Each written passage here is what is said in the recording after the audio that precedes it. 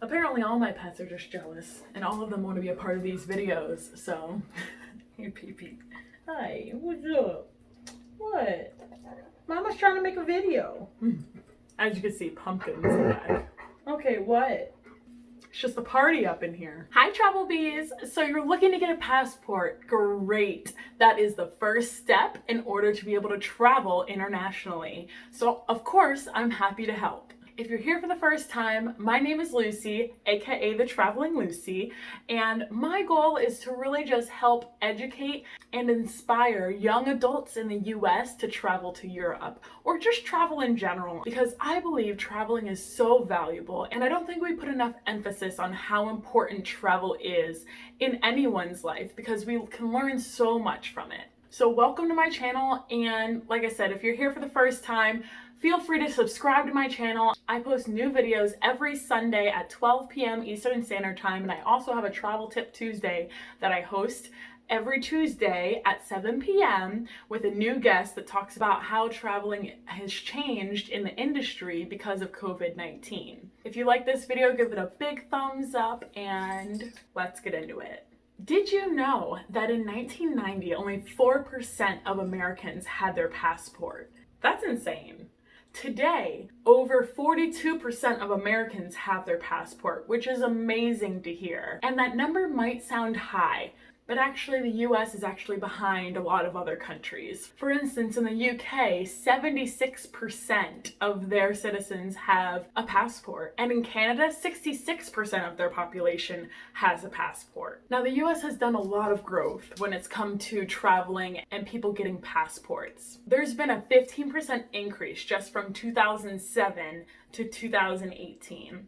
And that percentage was mainly due to the fact that in 2007, they required you to have a passport if you're traveling to Canada, Mexico, South America, and the Caribbean. Before 2007, you didn't need a passport. So that definitely has added to the influx of people needing passports, because a lot of people in the US do tend to travel to the neighboring countries like Canada, Mexico, and the Caribbean. But I think that there's so much value to traveling outside of that. And I believe that Europe is a big part of that. Europe is very comparable to the US in so many ways. So many people think of Europe as a whole nother world, and it definitely can be in certain countries that you go to. But Europe is filled with other first world countries, and I think that it's really valuable for Americans to go to other countries that are similar to ours, so they can kind of just see how things are ran differently over there and how people interact with people over there.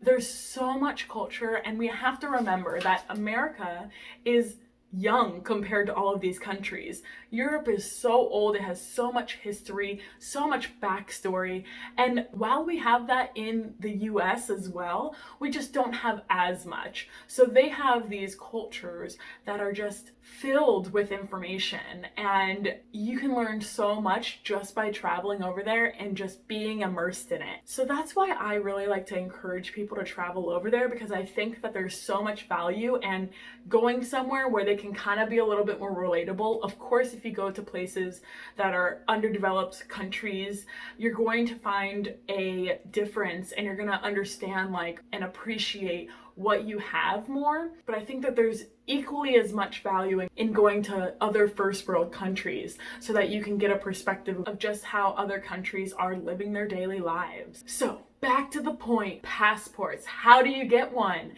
It seems like it's a complicated process, and it could be a little daunting at first if you've never done it before. So I'm going to go step by step on what you need to do to be able to get one here in the US. So step number 1 is going to be filling out a DS-11 form, and you can get that form online at travel.state.gov, and I'll link that below in the description so that it's easy for you guys to get to. Now, when applying for your first passport, you are going to have to do it in person. There is no getting around that. And downloading that application will make it a little bit quicker because you can fill out all the information ahead of time. But do not sign it before you get to the place in which you're going to drop off your application, because then they want to see you physically sign it. So you must apply in person if the following applies. I'll go ahead and put that on the screen really quick, just in case you aren't applying for your first passport. So as you can see here, you must apply in person using the form DS-11 if at least one of the following is true.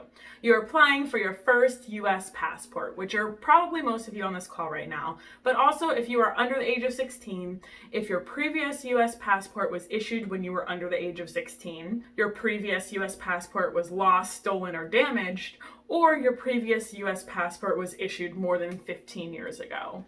Those situations are going to make you have to apply in person. So if that applies to you, just know that. Now on that application, you are going to need to provide your social security number. So do keep that in mind. You also need to let them know if you want a passport book or a passport card or both. Now, what's the difference? The difference between a passport book and a passport card is that a passport book is going to allow you to travel by air internationally.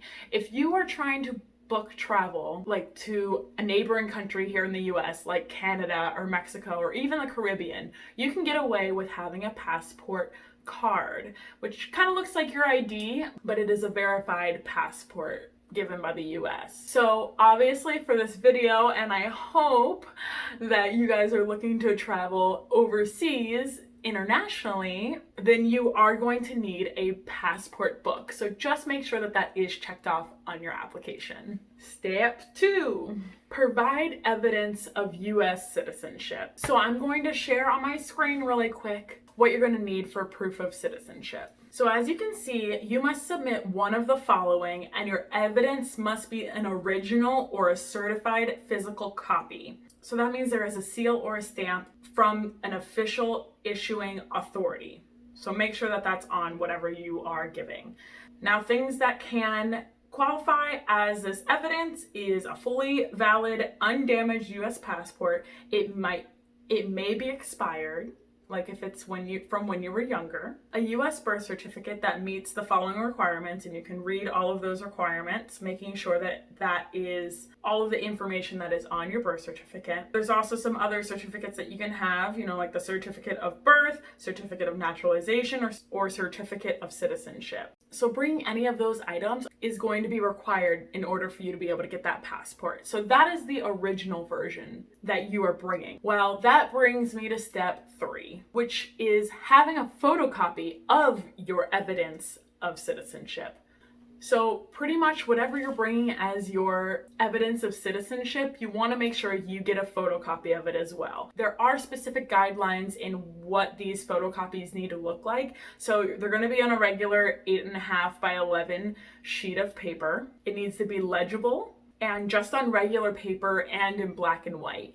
So just taking a regular copy of whatever document you are bringing is going to be a necessity as well. Step 4, presenting your ID. So there's a few different things that you guys can utilize for your ID. Obviously, the most common is going to be your driver's license, but I'll go ahead and share on my screen all of the different options that you have in bringing a valid ID. So as you can see here, there are a lot of different options that you can bring. So you must present one of the following identifications to the acceptance agent, and the ID must identify you. So it must have your picture on it, obviously. So a valid or expired undamaged US passport book or passport card, like we talked about earlier, an in-state fully valid driver's license or enhanced driver's license with a photo, certificate of naturalization, certificate of citizenship, a government employee ID, or a US military or military dependent ID, a current valid foreign passport, etc., etc. You guys can see all of the different ones. If you guys want to read through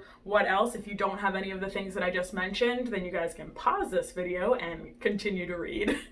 So step number 5, just like with your proof of citizenship, you're going to need a photocopy of your ID as well. So whatever form of ID you decide to bring, you need to make sure you have the same type of photocopy of that ID. So that being an 8.5 by 11 sheet of paper, black and white, regular paper, legible. Step number 6. Bringing passport photos. Now, you can get any of these passport photos from a variety of different places, and this is a step that you guys want to do ahead of time. So you can go to a Walgreens, CVS, I believe Walmart might even do them, but go ahead and check out your local pharmacy or whatever it might be and see if they provide passport photos. They'll tell you exactly what you need to do to be in compliance for what the photo is, and I'll tell you they don't want you smiling, it's pretty much just your head and it just needs to be able to make sure that it's you. So make sure when you're taking those photos, you're not doing anything undistinguishable. Like if you wear fake glasses, don't wear your fake glasses in your photo for your passport, because you wouldn't want any run-ins with customs at the airport. You want to make sure that it clearly looks like you in that photo. Photo shoot. Step number 7. What's it gonna cost you? Well, if you watched my video last week on why people make excuses on traveling, you'll get to know how much a passport was. But just in case you didn't get to see that video, I'll put up on my screen the cost of a passport. As you guys can see, a passport book is going to cost you $110 for the application fee, and then the execution or acceptance fee is $35. So that brings you to a total of $145 for your passport book to be able to travel internationally. If you want your passport card, that's also right there. It's an additional $30 and $35, so $65 additional in order to be able to get your passport card. And then as you can see, if you get both of them, a passport book and card, they give you a discount. You're not paying the execution fee twice, you're only paying it once. So that's not too bad. And if you have children, that's on here as well. The application fee and the execution fee are paid separately, so just be aware of that when you are going there. If you're thinking that $145 is a lot, it can be, and I completely understand that, but it's so worth it, and that passport is going to last you 10 years. So it's a very small fee for you to be able to have something that's going to help you travel internationally for the next 10 years.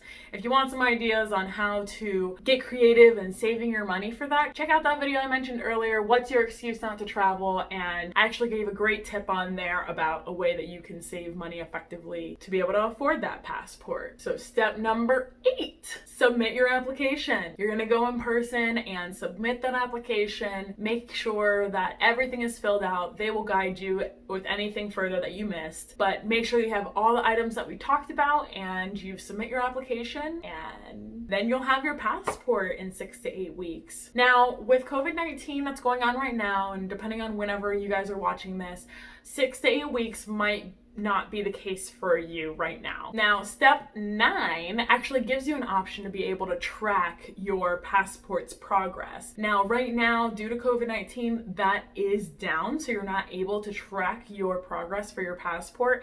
But in the future, when things get back to a little bit of normalcy, you will be able to track your passport and see where it is in the process. But generally 6 to 8 weeks. Right now with COVID, it might take a little bit longer. So if you are planning on traveling, get your passport as soon as possible. Get that application in there, so whatever delay is out there, you're gonna have your passport way ahead of time and you're gonna be ready. So guys, that's all that it really takes. Once you get all that information together, you are ready to get your passport and get it submitted, and then you can start traveling internationally. So I hope you guys enjoyed this video. Remember, if you loved this video, give it a big thumbs up. It really helps me out there. Also, subscribe to my channel. Again, I post weekly videos and I do a travel tip Tuesday every Tuesday.